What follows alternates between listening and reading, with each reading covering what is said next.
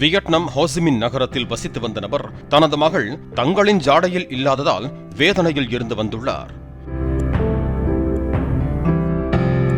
மகளின் டிஎன்ஏவை தந்தை பரிசோதித்த போது தான் உயிரியல் தந்தை இல்லை என்பது தெரிய வந்துள்ளது.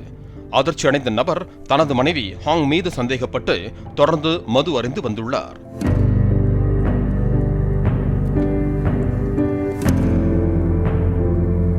இதற்கிடையே தனது மகள் லேன் படித்த அதே பள்ளியில் மகளின் பிறந்த நாளில் அவரது தோழியும் பிறந்தநாள் கொண்டாடி வந்துள்ளார். இதனால் லேனும் அவரது தோழியும் பிறந்த நாளை இரு வீட்டின் பெற்றோர் முன்னிலையில் கொண்டாட திட்டமிட்டனர். அப்போது லேனின் தாய் ஹாங் லேனின் தோழி தனது ஜாடையில் இருப்பதைக் கண்டு அதிர்ந்து போனார். பின்னர் டிஎன்ஏ பரிசோதனை மேற்கொண்ட போது ஹாங்கிற்கு பிறந்த குழந்தை என்பது தெரிய வந்துள்ளது. மருத்துவமனையில் பிறந்த குழந்தை மாறியது பல வருடங்களுக்கு பிறகு தெரிய வந்துள்ளது.